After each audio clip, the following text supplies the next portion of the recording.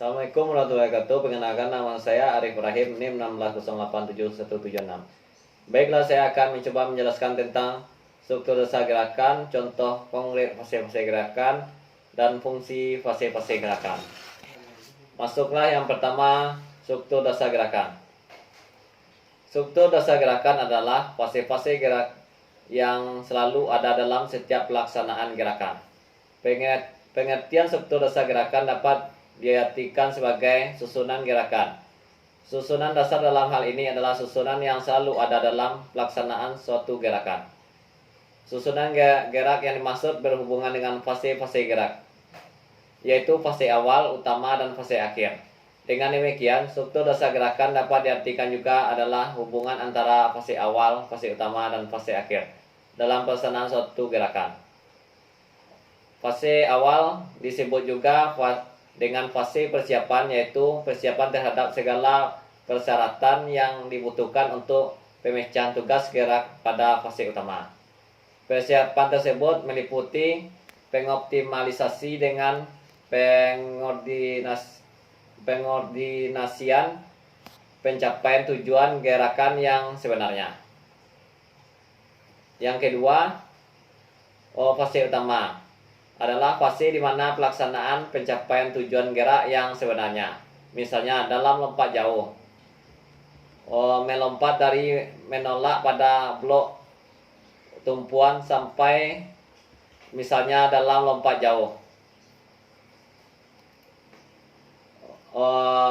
dari menolak yang blok tumpuan sampai mendarat adalah fase utama. Pada hakikatnya fase utama merupakan realisasi dari seluruh persiapan-persiapan yang telah dilaksanakan pada fase awal. Yang ketiga, fase akhir adalah fase di mana dilakukan pengembalian seluruh keseimbangan tubuh setelah pelaksanaan fase utama. Masuklah yang kedua, contoh konkret fase gerakan. Contoh konkret fase gerakan itu terbagi atas 3: fase gerakan awal, fase gerakan utama, dan fase akhir. Yang pertama, fase gerakan awal. Contoh, seorang yang berjalan tidak langsung melangkahkan kakinya untuk berjalan, tetapi didahului dengan gerakan ayunan tangan ataupun kepala.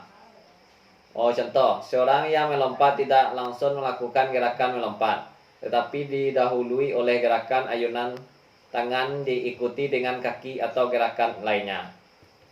Yang kedua, fase gerakan utama. Contoh, gerakan melangkah pada berjalan disebut tahapan utama. Gerakan melompat pada melompat disebut tahapan utama.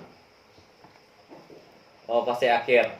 Fase akhir contohnya gerakan akhir dari suatu lompatan disebut gerakan akhir, yakni gerakan utama menjaga keseimbangan badan kembali dalam keadaan semula.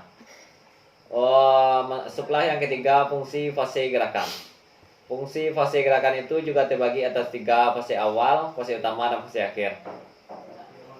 Fase utamanya disebut juga fase persiapan, berfungsi mempersiapkan secara optimal segala persiapan yang dibutuhkan untuk pemecahan tugas gerakan yang terjadi pada fase utama.